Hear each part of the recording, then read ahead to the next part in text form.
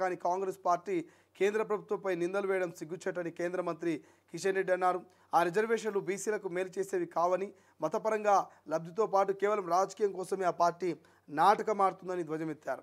Congress Kamareddy BC డిక్లరేషన్పై ఆ party తీరుకు నిరసనగా శనివారం హైదరాబాదు ఇందిరా పార్క్ వద్ద భాజపా ఓబీసీ మోర్చా చేపట్టిన మహాధర్నాలో ఆయన మాట్లాడారు. గత బీఆర్ఎస్ ప్రభుత్వం ముస్లింలకు 12% రిజర్వేషన్లు తెస్తామంటూ మజ్లిస్ పార్టీ చెప్పు చేతలో కొనసాగి స్థానిక సంస్థలలో బీసీలకున్న 34 రిజర్వేషన్లను 23% తగ్గించి వారికి అన్యాయం చేసిందన్నారు. అదే బాటలోనే కాంగ్రెస్ ప్రభుత్వం పాలన కొనసాగుతుందని ఆరోపించారు. ఇటీవల కాంగ్రెస్ ప్రభుత్వం నిర్వహించిన సర్వేలు అంటూ వార్త కనిపిస్తుంది. ఒకసారి మాట్లాడే ప్రయత్నం చేద్దాం. మతపరమైనటువంటి లబ్ధికే ఈ రిజర్వేషన్లు అని చెప్పేసి వార్త కనిపిస్తూ ఉంది. సో ఒక్కసారి కాంగ్రెస్ పార్టీ నాయకుల ఒపీనియన్ కూడా తీసుకున్నటువంటి ప్రయత్నం చేద్దాం. నిజంగానే మతపరమైనటువంటి లబ్ధికే కాంగ్రెస్ నాటకం ఆడుతున్నదా ఏందనేది. ఎందుకంటే ఇప్పటికే ఇక్కడ మనం చూసినాం, ఇక్కడ దిశలు అనుకుంటాం, మనం చూసినాం కొన్ని అంశాలు చూసినాం రిజర్వేషన్లకు సంబంధించి. సో ఎక్కడ పోయా రిజర్వేషన్లు, అది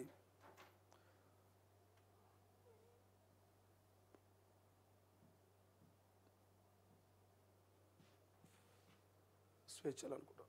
సో రిజర్వేషన్లకు సంబంధించి అందరిది ఒక దారి ఉంటే బీజేపీది ఇంకో దారి. ఇక్కడ చూడు, బీసీ కాదు ముస్లిం రిజర్వేషన్ అని మనకి ఇక్కడ వార్త కనిపిస్తున్నది.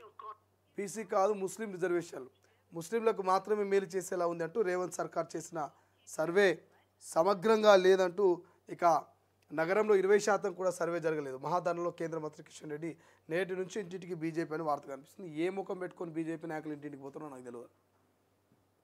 అరే రాష్ట్ర ప్రభుత్వము మంచో చెడో బీసీలకు న్యాయం చేయాలని 42% రిజర్వేషన్ అమలు చేయాలని కులగణన చేసి సర్వే చేసి ఓ డెడికేటెడ్ కమిషన్ పెట్టి అంత డేటా తెప్పించుకొని ఓవైపు ఆర్డినెన్స్ తీసుకొచ్చి రిజర్వేషన్ ఇవ్వాలని, మరి ఆర్డినెన్స్ని గవర్నర్కి ఇస్తే గవర్నర్ తీసుకొచ్చి రాష్ట్రపతి దగ్గర పెట్టే, లేదు చట్టసభల్లో బిల్లు చేయాలి, మరి దీన్ని పార్లమెంట్లో ఆమోద ముద్ర వేయించుకోవాలని చెప్పేసి పార్లమెంట్ ముగిట పెడితే, ఇవాళ ఇదే అసెంబ్లీలో ఆ బిల్లుకు ఏదైతే బీసీ 42% రిజర్వేషన్ బిల్లుకు బీజేపీ 8 మంది ఎమ్మెల్యేలు కూడా జైగొట్టి మద్దతు ఇచ్చింది. అంటే అసెంబ్లీలో రైట్ అయినటువంటి బీసీ బిల్లు పార్లమెంట్ దగ్గరికి పోయేసరికి రాంగ్ అయిపోయింది. ఒక్కసారి తెలంగాణ ప్రజలు ఆలోచన చేసుకోవాలి. మరి బీజేపీ నాయకులు మరి ఆలోచించి మాట్లాడుతున్నారు, ఆలోచించకుండా మాట్లాడుతున్నారు.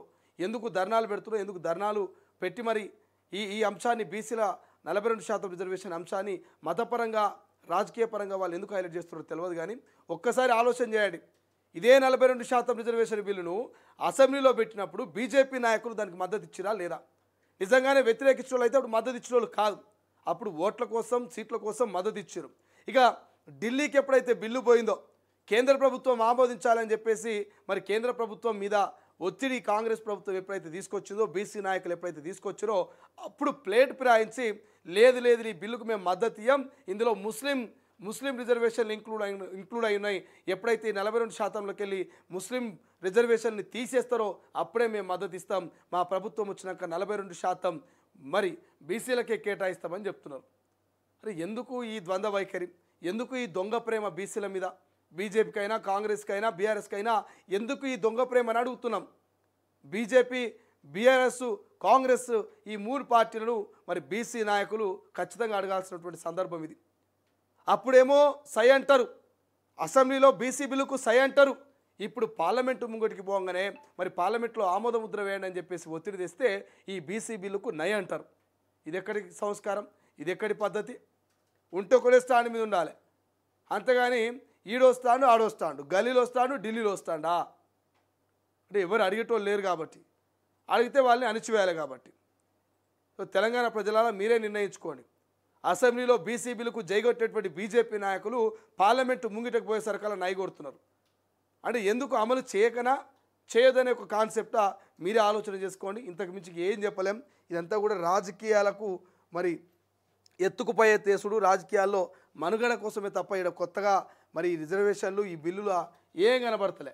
ఓవైపు 72 గంటల కవితక్క దీక్ష అంటది, ఇంకోవైపు ఢిల్లీకి పోతామని బీసీ సంఘాలు అంటారు, వీళ్ళేమో ఇక్కడ మేము అసలు చేయమని చెప్తారు.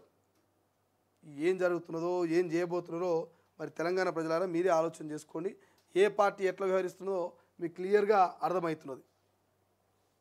ఇక ఆంధ్రజ్యోతిలో చూస్తే